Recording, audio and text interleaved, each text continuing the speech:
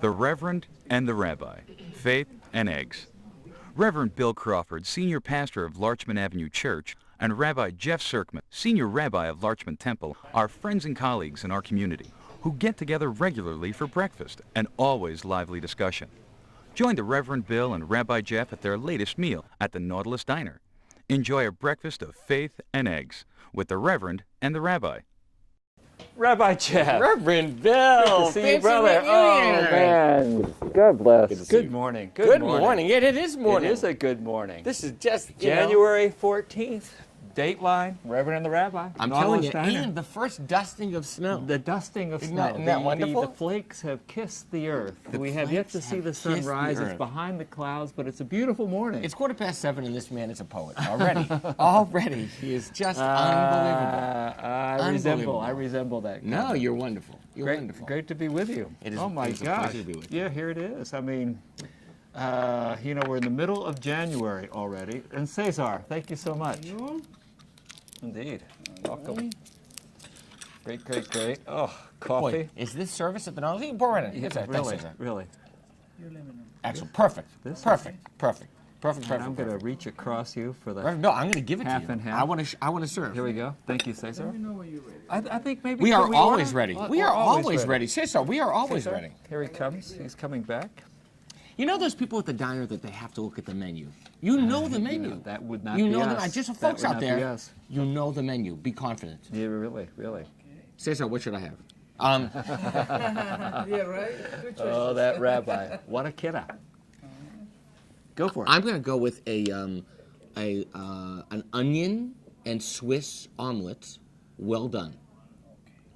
No potatoes, no toast. Can I get a little blue cheese dressing on the side? That'd be lovely. That sounds good. No. Did I hear cucumbers? I'll go cucumbers. Yeah, why not? I was listening for the cucumbers. When the waiters know what you prefer better than you do. Really, and your partner in crime here, yours truly. I mean, how He's about gonna have along with those cucumbers, some olives? Kind of the constellation. Okay, I'll go some olives too. Go. But and give this man scrambled eggs, home fries, and some rye toast. And the question with the rye toast is butter. Butter on the side. Butter on the side. He likes the butter in himself. I love the butter myself. Okay. Great. We're good. Thank you so much. Just a great story. I think the theme today should be love. It's a love theme. Why? Because of all kinds of things. But there's a great story, which is two students of a Hasidic Rebbe. I think it's Rabbi Levi Yitzchak Berdichep, but I'm not sure. I'm thinking, come and ask. I'm thinking you think it's different? How many times have I heard this story? But I haven't heard the wind-up. No, he doesn't know. He doesn't know the story, but he actually does. This is number 12, and so they say, how can we know what what life is for, or something like that? And he says, go and watch these two Russian peasants in the local tavern. And they watch, and it's Ivan and Shaul. And Ivan and Shaul are talking, and they're toasting each other, and they toast, and they say, to your family, and then to life, to business, to whatever. And finally, one turns to the other and says, Shaul, let me ask you, do you love me? And he says, sure, I love you. He says, well, do you know what troubles me? What pains me? He says, how should I know that? He says, so how can you say you love me? So to love someone is to know what pains them, or to know what they're going to order at the diner before they even order it. There we go. That's love. There we go. That's wonderful. I mean, it's almost like a retake on Fiddler on the Roof. Doesn't Tevye say that? Or? Do you love me? Yeah, and you know what? They probably did take it from this is an old, well-known Hasidic story. Yeah. Do you love me? Yeah. Oh my gosh. Well, thank you. Well, hi, my friend. And to you, my brother. Great to be with you. It's wonderful to be with you. Wow. We could go at the events of the day, the news cycle. I mean, it's Thursday morning, January 14th. I woke up this morning, and I just want to announce I am not a billionaire. I did buy my Powerball ticket. I did as well. I did yeah, as well. Yeah, I did as well. And, oh my gosh. Yeah, but there are three multi-hundred millionaires, right? Three of them around the country who matched all the things. That's right? what I gather. There apparently, if I got the count right, and we all listened attentively, didn't we? Yeah. Because they can know the results within an hour. Amazing. The numbers were rolled out at 11 o'clock Eastern time last night, and then by midnight they knew. Amazing. Apparently 3 in California, 1 in Tennessee, and 1 in Florida. No, but the people who share in the big billion, the 1.5 or 6 billion, there's just 3 people around the country. Oh, I thought it was 5. No, But I thought those locations: California, Tennessee, No, Florida. it's just 3. Yeah, I think you're right on the locations. But and then there were a number of people who won $1 million. Well, what's $1 million? What's $1 million? 1.5 billion. You know what? I'm excited. I'm excited once a year when I play the lotto on my birthday. When I get a scratch off, and when I'm in, or I'm close to Massachusetts, I only play if there's a Red Sox scratch off. That's where I come from, and I do a Red Sox scratch off. I once won $5. I thought I was a millionaire. I thought it was the best thing in the world. To me, that was, and I reinvested. I bought another one because I thought, if I won 5, I could win, and I lost. So the lesson is it here is fair to say you were hooked by that? Because the psychology of this, because this could be a topic. It's kind of like, how many people? Let's ask our viewing audience out there. How many people did not buy a Powerball ticket? I mean, it was like kind of an event. Yeah. Well, two in our studio right here. The only 2. The only 2 in Larchmont. No. Yeah. But I mean, and we could interview Mike and Lake as to why they didn't. I mean, that's very curious. I think there's a sense of sort of community frenzy in a way, or but I also think that the way they sell it is, it's the chances of 1 in 230 billion or 290 billion. 293 million. Yeah. Well, 1 in 293 million to win. Yeah. And they say, well, okay, so you never know. It's a chance. But then you think about what the chances are that you'll be struck by lightning. Or an asteroid or something or like an asteroid. that. Or what the chances are that they said that a vending machine will fall on you and crush you. Well, the chances a vending machine will fall on you are 40 times greater than winning the lottery. Oh my gosh! There we go. So there we go. And by the way, this is really for you to stay away from vending machines. You have an urge for a chocolate bar? Yeah. Go to the local 7-Eleven. There we go. Which we don't even have. And that's the information that we're glad to provide here at the Reverend. And by the way, we're having like post lottery support group if you'd like to join us for that. There we go. So the great thing about this weekend, of course, for all of us, is that we commemorate, celebrate, tribute the memory of the Reverend Dr. Martin Luther King Jr. Indeed. We're one day away from the birthday, January 15th, tomorrow. And then we have the national holiday on Monday, the 18th, which is so, if I may, it's a little bit of an editorial. We've talked about this before. Yes. Namely, when we have national holidays and it's a 3-day weekend, is that really, a day for commemoration and events to remember?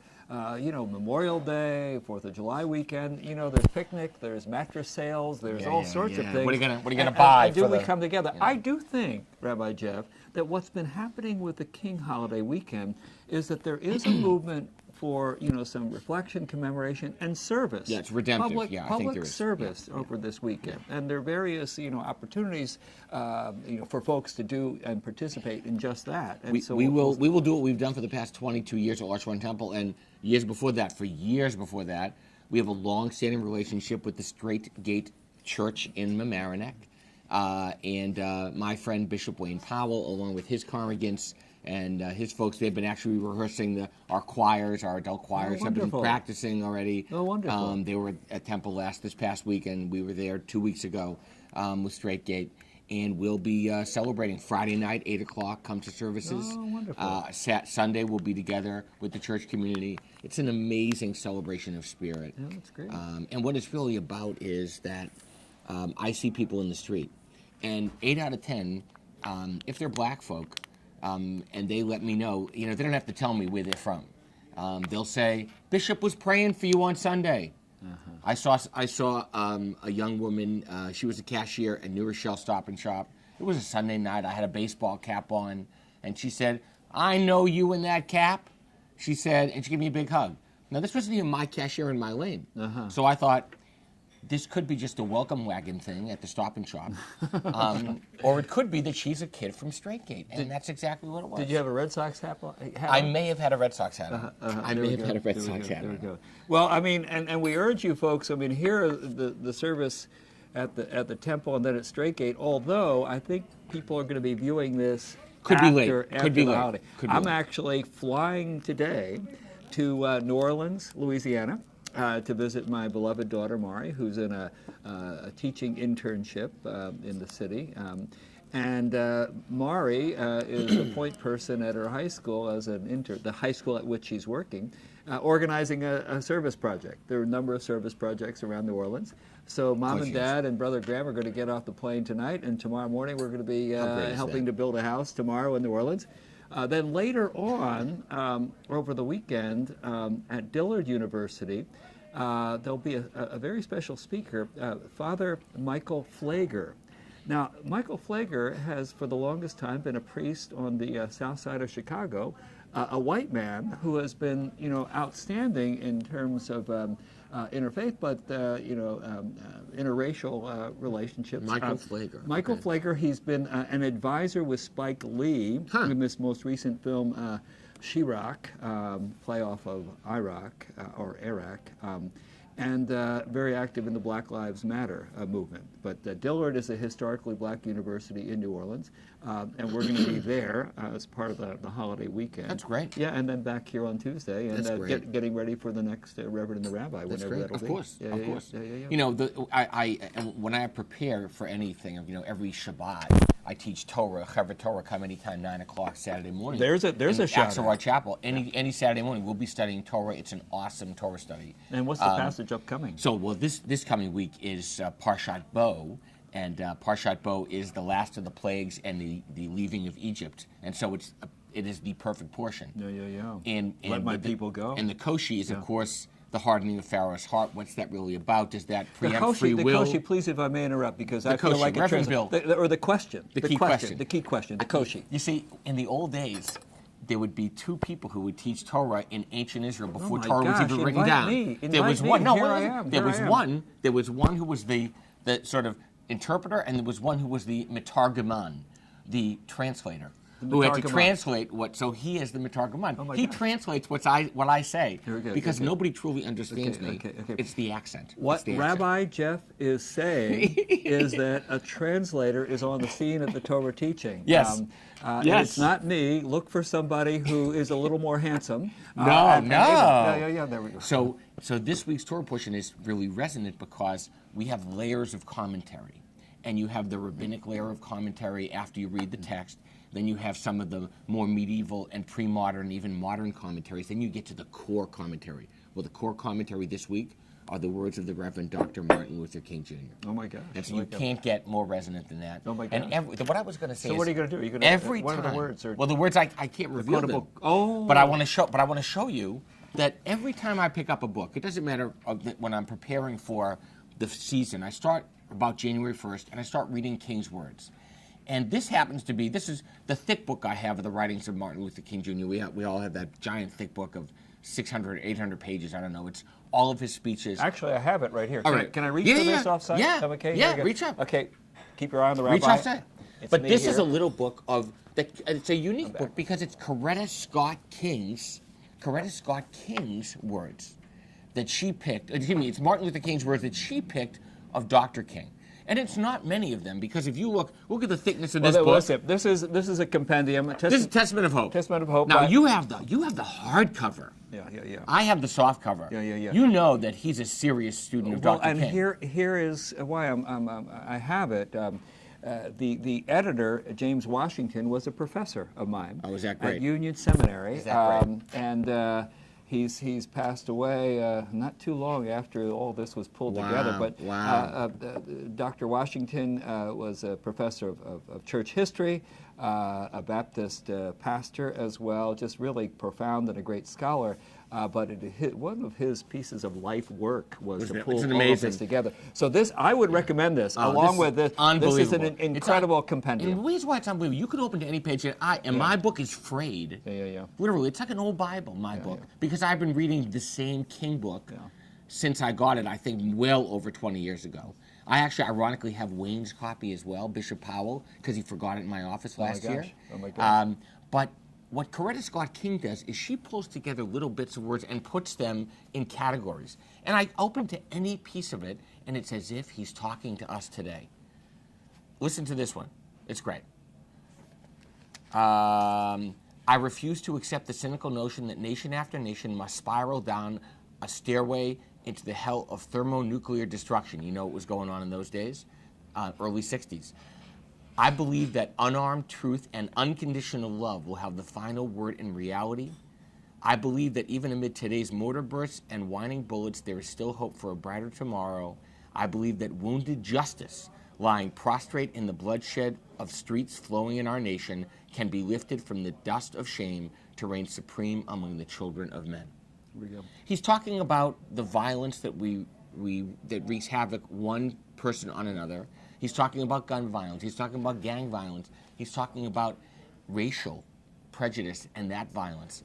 And you know, if I may, if I'm correct, that is part of the acceptance speech of the Nobel Peace Prize in Oslo. That may be. I don't remember. Yeah, It could be. yeah, It yeah. could be. She doesn't cite her sources, which is Yeah, interesting. yeah. It's Yeah, interesting. no. Now, if I, along with this, when I was a young pastor at the Riverside Church Yes. in New York City, where King, 1 year before his assassination, preached an awesome sermon that really took aim and confronted the Vietnam War and the issues Yes. and the confluence of concern for race, in the midst of this onslaught of war. Thank you so much. Thank you indeed, Cesar. I'm a little reluctant to say Hail Caesar, but with great thanks to Caesar. You know, Reverend Bill Caesar, can't thank you help so himself. much. He just can't help himself. There we go. There we go. Great, great, great.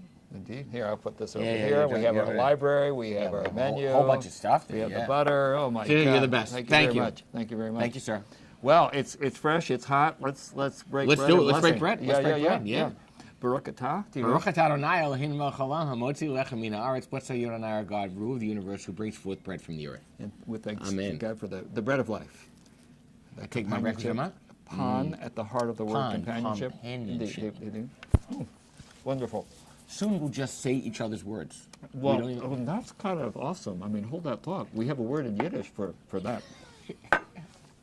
So when you were at, Take a look at this. wow, look at that.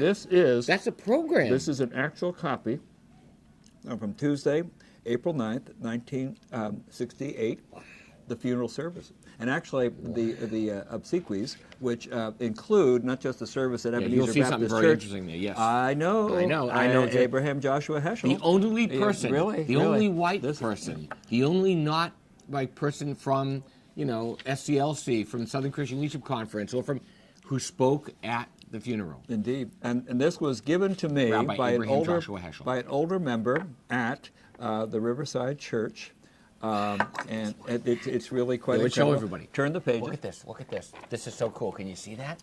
That is the program at the funeral of the Reverend Dr. Martin Luther King. Wow. And actually, this is a compendium or a collection of the couple services. One at Ebenezer Baptist Church, but also at Morehouse. At Morehouse College, Okay, right? now, Hold on a second. Let me just see. I don't have my glasses, so I need your help. Yeah, on this. no, I have Okay. it. I And have if you it. turn, Oh you're my gonna God, I'm in the program. I can't. Just kidding. The campus at Morehouse. Let's see. Yeah. There's all kinds of stuff here. But this is not the one. I'm trying. The one that because how many? The irony is that you couldn't have enough commemorations to the Reverend Dr. King. Yeah. That's really, Wow. We can come through this, but nonetheless, this is in my.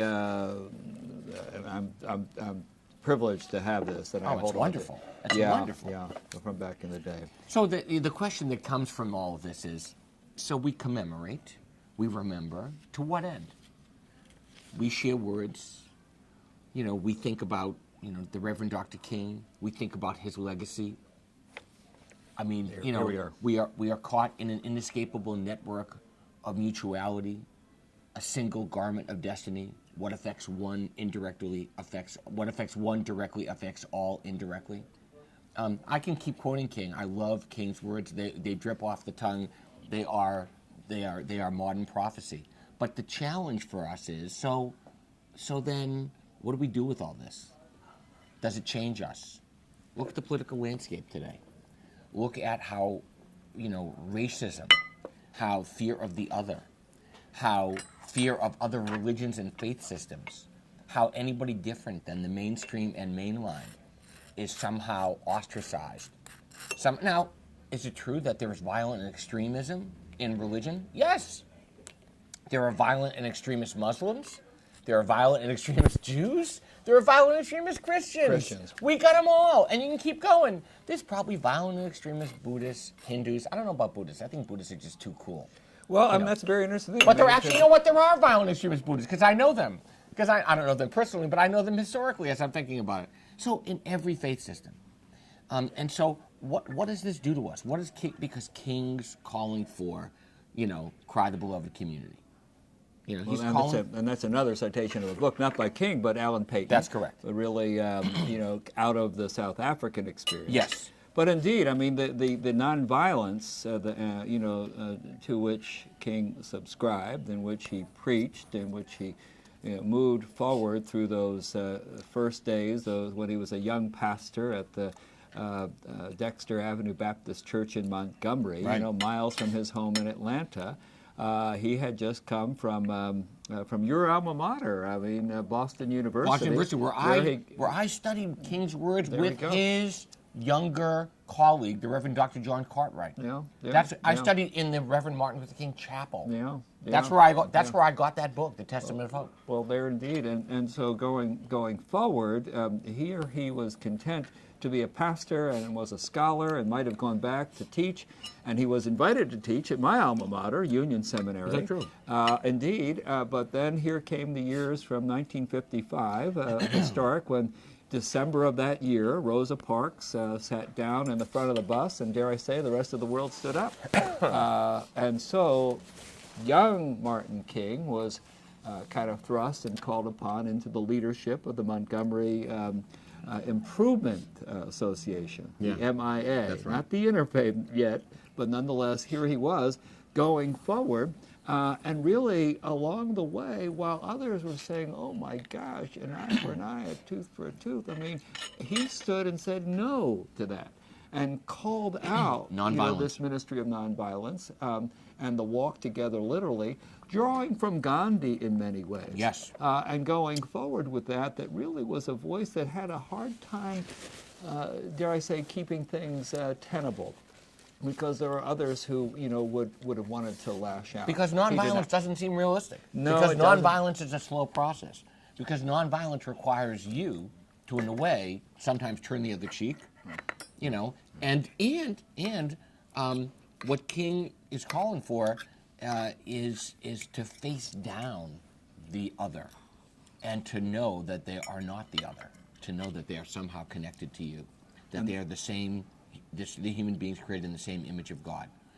Well, and here comes this element that you cite from that speech, and let's, for a moment, I trust it was from the Oslo. I think it was. I think it was the Oslo sentence. This call to rise above violence. And the hope and conviction that truth would win out in the face of violence.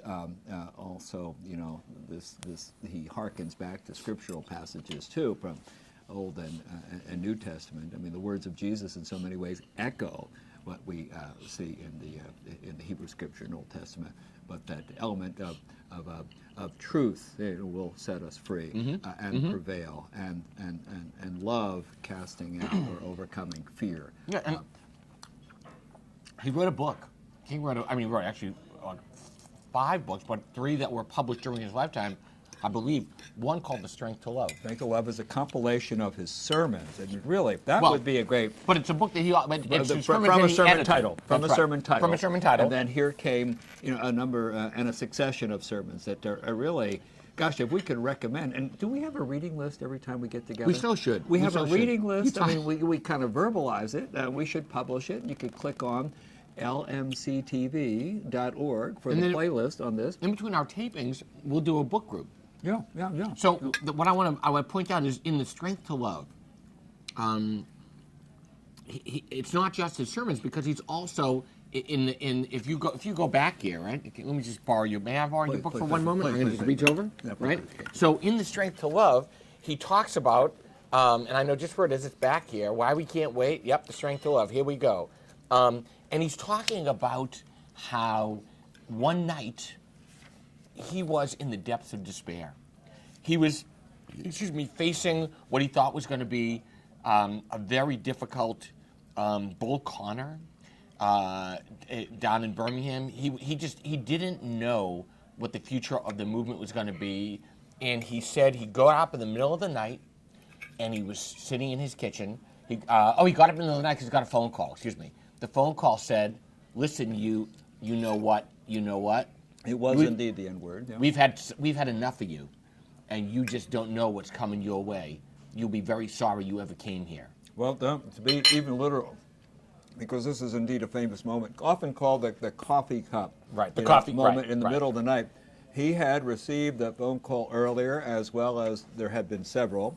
Also, some rocks thrown at the house and through the window over the time, earlier. We're talking about 1955 and going forward. There in the house where he had a young child, I guess his first was born. Right, first was born, yeah. It was Bernice or Yolanda. And so the call came through saying, "And if you're not out of town, in 3 days or thereabouts, we will burn your house down. You'll be sorry you ever came to Montgomery." And he gets up, makes a pot of coffee. I was ready to give up. I tried to think of a way to move out of the picture without appearing to be a coward. In a state of exhaustion, when my courage had almost gone, I determined to take my problem to God. My head in my hands, I bowed over the kitchen table and prayed aloud. The words I spoke to God that midnight are vivid in my memory. I can't let my people see me weak. I am here taking a stand for what I believe is right, but now I'm afraid. People are looking to me for leadership, and if I stand before them without strength and courage, they too will falter. I'm at the end of my prayers, at the end of my rope, etc. And at that moment, he hears a voice. Martin, stand up. Stand up for righteousness. Stand up for truth. God will be at your side. To me, that's the moment. Because he tells us it doesn't matter who you are. Everybody's afraid. If you have to take a stand, if you have to do something that you think, the water stand before you and Pharaoh's army's chasing behind you, you're going to walk into the water? Are you kidding me? You'll drown. Or you'll get killed by Pharaoh's chariot. So what are you going to do? And he heard a voice that said, "Just march, Martin. Just march. Keep doing it. You'll be okay. I'm here with you." And the courage came, and he said he never after that felt anything but the motivation to continue the movement, and he felt God's presence somehow was with him. And he's really quite sermonic as he recounts that. I mean, he heard the voice say, "Martin, stand up for freedom, stand up for liberty." Beautiful. And beautiful. I promise never to leave you, never to leave you, never to leave you. The cadence continues, never to leave you alone. And so there he was at that kitchen table with that cup of coffee in the middle of the night, and here came the new day. And he was,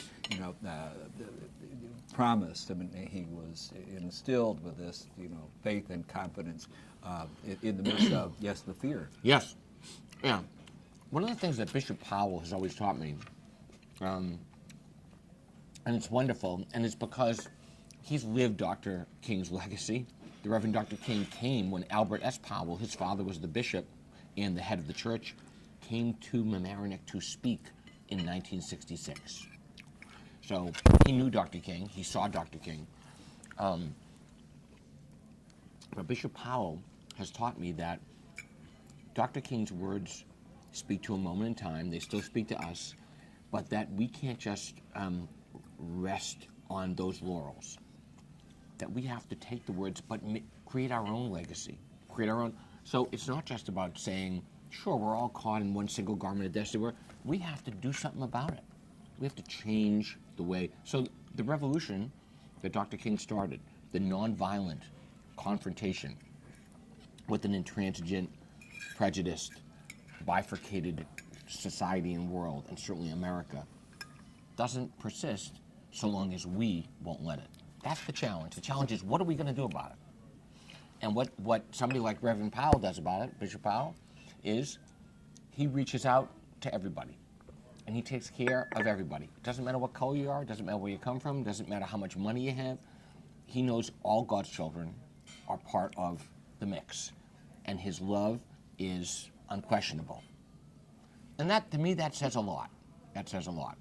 May I ask, Jeff, and many, if you haven't been aware of the Straight Gate Church, more in a Pentecostal evangelical tradition. Yes. A free church experience, and Bishop Powell's father, and now the bishop is present there in the leadership, but the present, is not at that, location. They are not at that location anymore. They're actually, they're not where they were for many, many years. That building went by the wayside, unfortunately, but they've been meeting at a different church in Mamaroneck. I'm going to say a Methodist church, but I don't know for sure. Down in the flats in Mamaroneck, under the railroad trestle and over there. But for big occasions, they meet in the Radisson in New Rochelle. And so they hold services in the Radisson. The great thing is that we understand, it's a good lesson for us, a church community is not a building. As the Reverend Dr. I love that the Reverend Dr. As Rabbi Abraham Joshua Heschel taught us, we've mistaken buildings for communities. The building is not a community. LAC has historic ground where it is right now. Right? You guys just celebrated the 100th anniversary. Founded in 1914, right there at Larchmont and Forest Park. Forest Park had been Atlantic Avenue, but that was, a parcel of land. But yes, the land. But LAC isn't the land. LAC isn't the building. As beautiful and historic as it is, LAC is the spirit of community that persists among the people when they reach beyond themselves, when they connect with one another, when they take up the mission of the church to make the world a better place, more filled with God's love. Now, and there's a lot to be said there. I mean, I think of Eretz Israel, the land, and some really important notations in terms of space and place.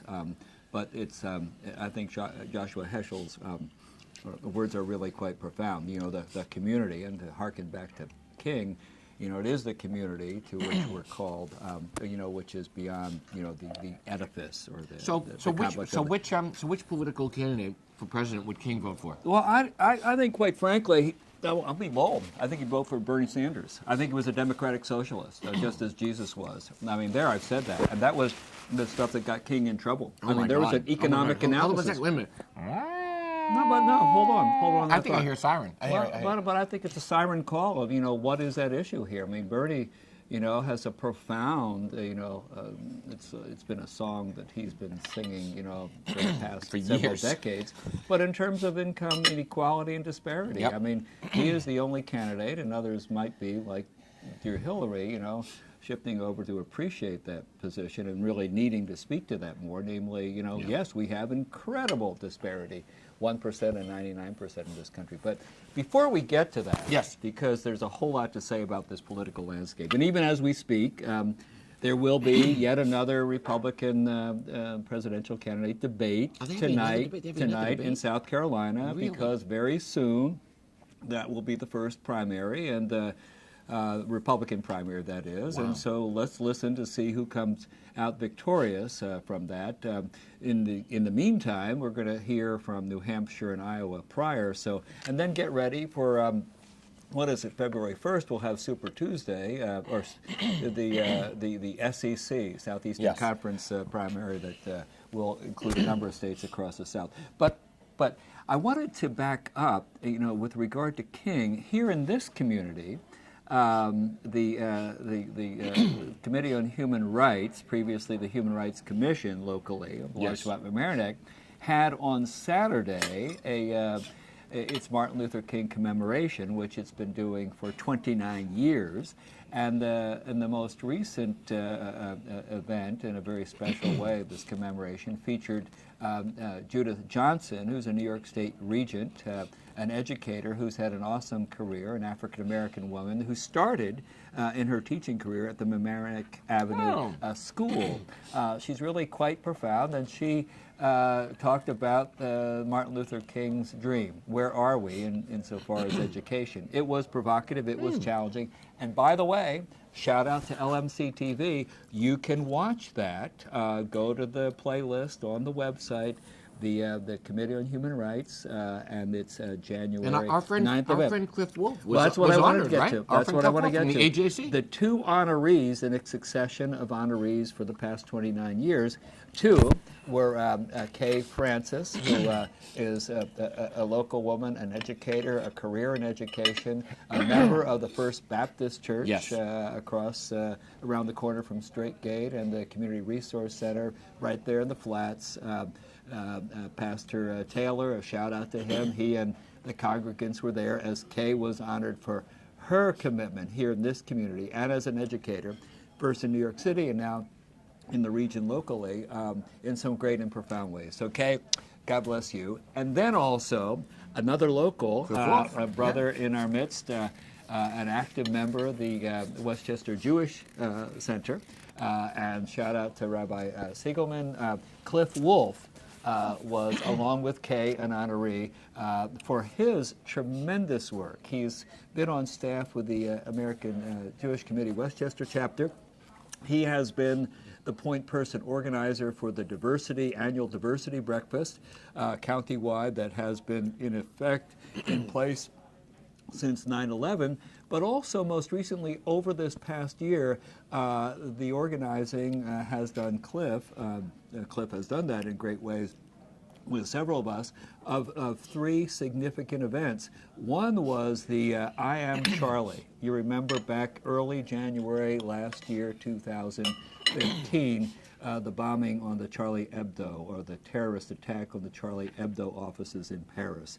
And back in January, we gathered in an interfaith fashion at St. Augustine, the French-American School, recognizing that event and their call to stand up and against terrorism and all of that which would deny the other and people of differences.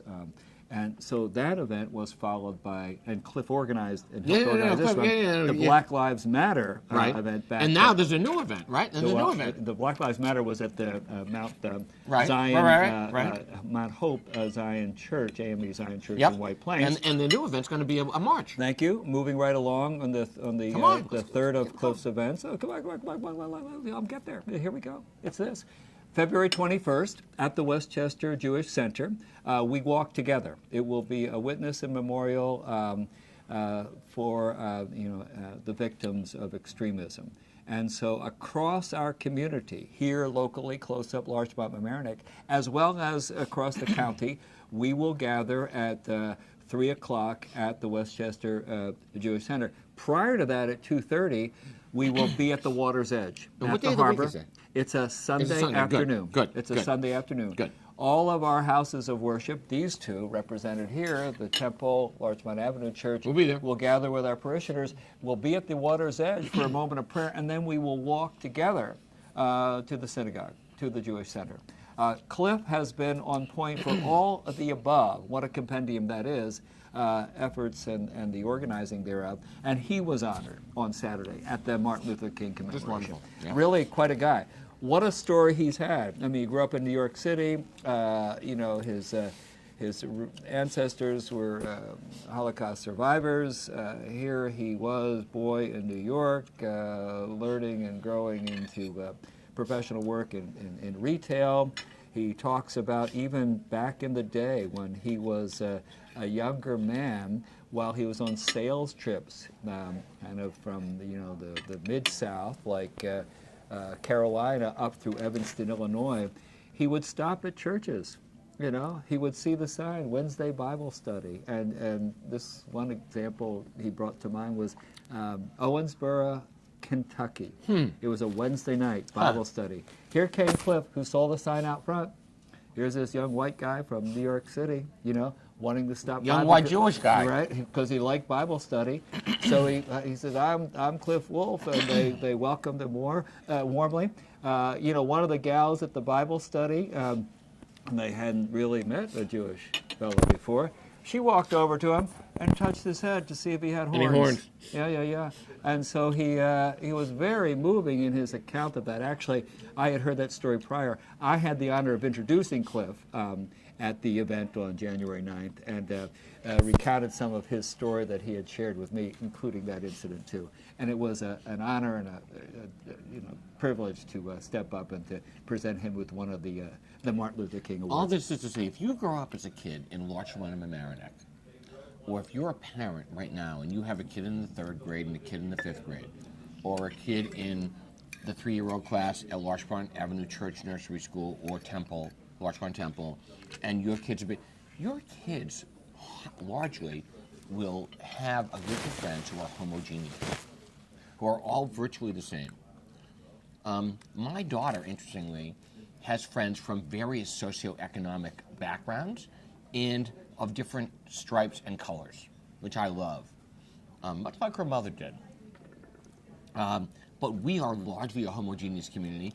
The first time kids experience is when they come to Homix and they realize, oh my God, there are Latina kids there. I had a black friend, but kids from Larchmont experience this. yes. I mean, But here's the difference. The difference is they come together as a community with Mamaroneck, and they see that there are people who are living in a different way and have different cultures, customs, traditions. And so it's a wonderful community, but even after all is said and done, our kids will experience, for the most part, a community that is more than tolerant, accepting, building bridges, reaching out, celebrating diversity.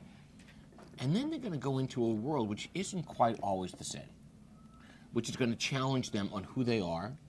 They're going to become teachers, and lead the way like Maury is down in my daughter. New Orleans. I'm talking about shout out to Maury. I'm talking about his daughter. Yeah. And she's in a community. How much time do we have to talk about my daughter? She's in a community. Okay. She's in a community where people didn't grow up the way she grew up.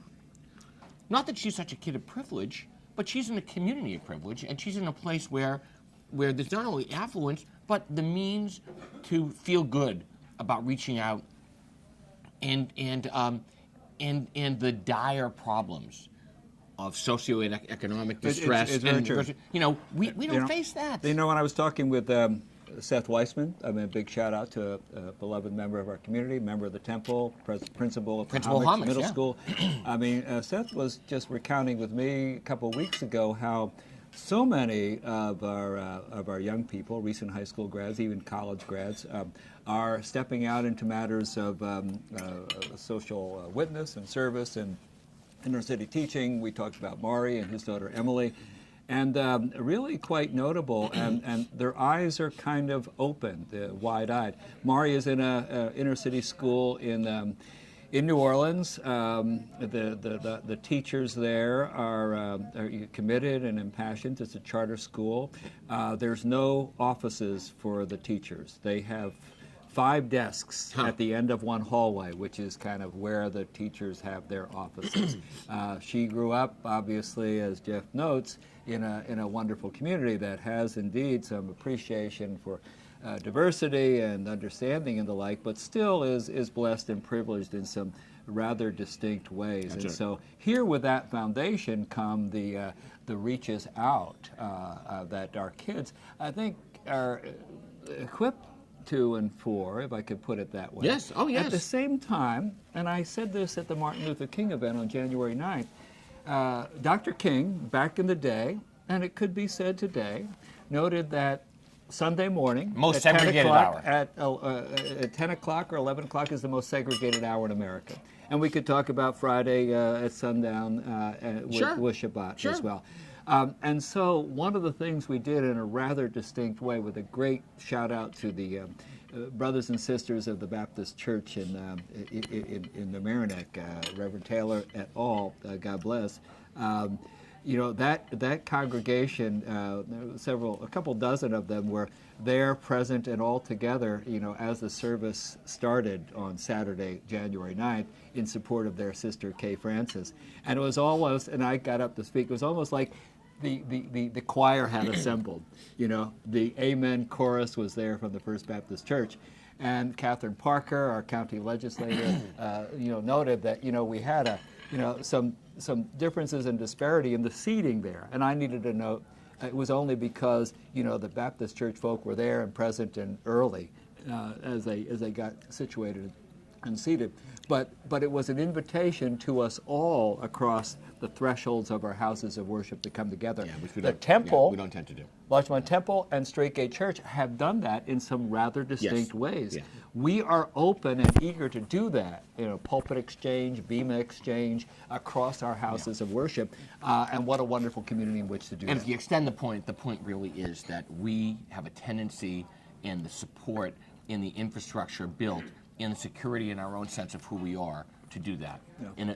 In America writ large, and America at large, you see what's going on in current political, campaigns that fear of the other, fear of difference, sometimes wins the day. Wins the day. I'm going to build a wall. Really? You're going to build a wall to keep out immigrants? To keep out orphan children? And Mexico's going to pay for it. But hold on that thought. Citing. But I do want to note that along the lines of that coming together, this is a shout out with appreciation to Cliff Wolf. Please, again, February 21st, 3 o'clock in the afternoon, Sunday afternoon, the Westchester Jewish Center, we walk together, a service and witness, to the victims of extremism. But those gatherings, thanks to Cliff Wolf and great efforts with the AJC and an interfaith, coalition across the American county, Jewish Committee, yes. I'm glad to be a part of that. Yeah. The speakers, the participants, have been from across religious traditions. Of course. Okay, the Westchester Muslim Association, Hindu and Buddhist, the Greek Orthodox churches up did they north. let any Jews in? Did they let any Jews in? Oh my gosh! I mean, AJC has been, at point in terms of the organization I tease. thereof. I tease. And I must say, here's a shout out to AJC. If you look at American history and civil rights organizations, yes, there has been the Southern Christian Leadership Committee, or coalition, that group, SCLC, with Right. Martin Southern King, Christian Leadership Conference. and Ralph Abernathy and those at the beginnings in the 60s. Predating that, probably the first civil rights organization, in America was the American Jewish Committee. Yep. There were some. And what are they all antecedents after? They're all after the strength to love. They're all after the ability to think, not just in a parochial way, that it's all about you, but if it's not all about us, then we're in big trouble. Because when you see somebody in trouble, you have to save them. When somebody's crying out or doesn't have a voice to cry out, you have to be their voice. That's what it's about. That's the strength to love. That's what King was talking about. That's what we're talking about. You not only are you referring to the pages of Dr. King, but you are channeling him, brother. You are sounding more Many sermonic. people think I more look like sermonic, a 38-year-old black man. more sermonic than sermonic. And by the way, there's a note with regard to King history. He was all of 39 years old. Yep, crazy. When he was Just crazy. assassinated. Malcolm X was all of 39 years old. Think about how much Dietrich Bonhoeffer was all of 39 years old. When I was 39, I didn't play for the Boston Celtics yet. Amazing. And then you went on to play for the Boston Celtics, did. and the rest is history. This is the rest is Rabbi Jeff history. Sirkman, above the rim. His life, Above his the rim. times. Don't be way below the rim. The man, the myth. Way below the rim. legend. But I don't know how much time we have, but just before we get to the but just, which you're God. always He so knew I good was at. going to get him. He knew I was going to get him. We probably have, my guess is 7 minutes, okay? So we really need to think, how might we wrap up Just hold this on. discussion Just and speaking of dialogue? Okay. Catching up with the ketchup. There are some talk lines here in some great ways. Here we are, January 14th. Yes. Let's mark these. Yeah. The next time we get together on screen before Probably beginning middle of these, February. God and these witnesses Could be and the middle of viewers out February, there. yeah. And by that time, we're going to have some results from the presidential primary. We have yet to talk about this last year. Some would call it lame duck. I wouldn't. Of Barack Obama's presidency. No. And by the way, one of the really funny things, and we have a sense of humor. People say that about us. Of course we do.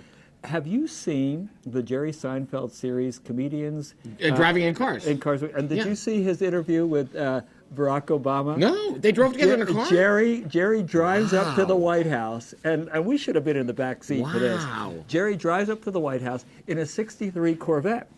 you know, and they do this show, Jerry does with Jay Leno, because these guys love cars, and they're millionaires. They have these great cars. So he's in the souped-up Corvette, and the next thing you know, he's driving up to the White House gates, and he pulls up, and he walks into the Oval Office. He taps on the window, Barack's at the desk, and I said, oh, come on in. And so they go for a little ride in the Corvette, and they come to the gates, and it's like the guard is there. It's like, hey, we'd like to just go out for a cruise around town.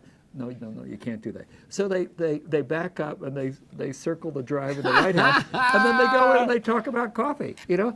And this, you see, you know, that's I mean, how That's cool great. is that? First of all, That's the it just shows you two things. Number one, think about how that Jerry Seinfeld has reached the pinnacle of the entertainment world when you were able to just do that, to be able to arrange that. Oh my gosh! Right. Oh my gosh! I mean, and the president takes his calls. And the other, I call, you call, Barack. Nothing, You never answer.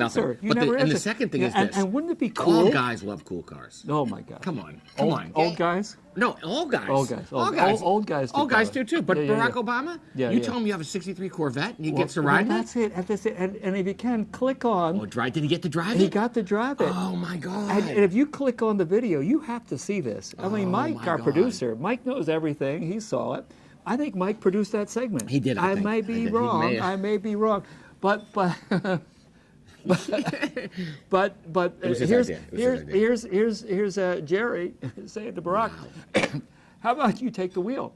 And so Barack's right there, and he said, and just like you said about guys loving cars, he said, how cool was this? I mean, it You was see? really. You see? And so they're talking, you know, kind of guy to guy, and then they go into the White House in the commissary, and they're sitting there talking about coffee. Yeah. And Jerry's asking him, do you, on the second floor or wherever it is, do you walk around in your undershorts? I mean, you know, and do you pick your own suits? I mean, it's kind of like, it's like George Costanza is sitting there with Kramer, and they're Well, he talking wants to to know the the important president. stuff. He wants to know the important stuff. It's really lovely, know, really lovely. And- I think we would be really good on that show with Jerry, and we could invite our guests. How cool would that be? This is called delusions of grandeur, Well, folks. I you just know. want you to know that my friend Reverend. This all started as a dream. but I'm living a dream with this brother. We're having a lot of fun. Here's what's interesting. Here's what's really interesting.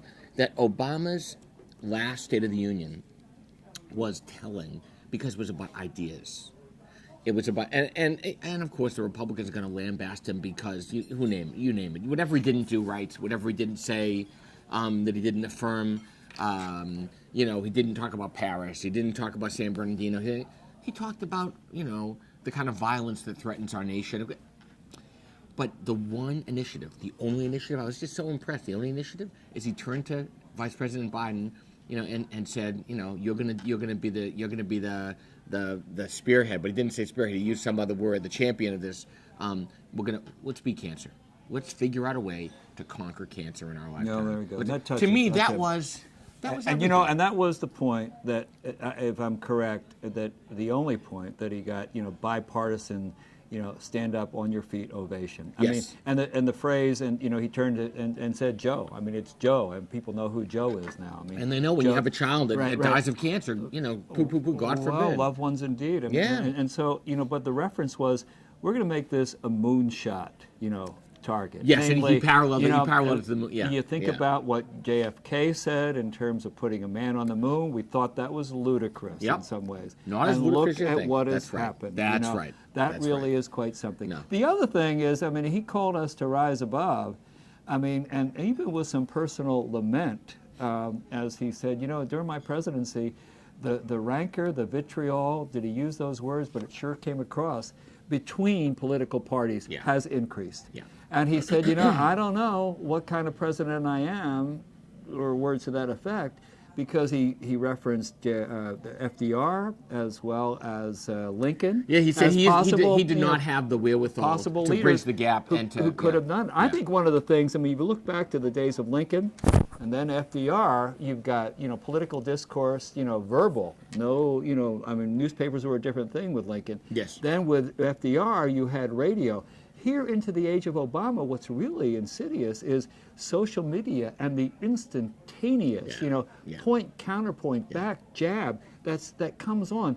Watch out for the next president. I mean, who are we? What are we? You know, in the midst of such a media frenzy, the news cycle metastasizes in rapid speed here, and it really is insidious. Such that will we, you know, can we ever, you know, let a leader, rise and lead. Now, obviously, if I'm in that Oval Office, and I'm not, nor are you, we wonder, okay, FDR back in the day, the only thing we have to fear is fear itself. He helped people to rise above. Yeah, the World world War was a II small was place. different than what we Yeah. have with ISIS Yeah. right now.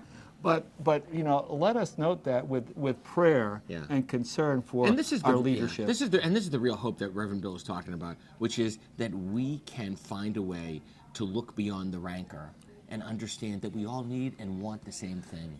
We need peace for our people. We have to stand for justice and right. Everybody deserves to have human basic needs served.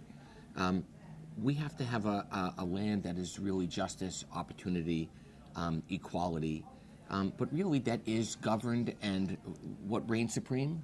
Love. Well, there we go, and that's where we started in the very beginning of Love. this wonderful broadcast. I think it's our Jackie Robinson episode. I think it's our 42nd. Jackie's 43rd. 43rd. Okay, so it's who was 43? We'll find out. But nonetheless, If you know we 43 began is, with you could love. call in. That would be great. Yeah, we began with love, and let love be the last word. I love you, And going brother. forward. I love you, man. Take care. God bless. God bless you. Alrighty. What a gift. On we go. What a Hey, gift. Take care. Have a great day.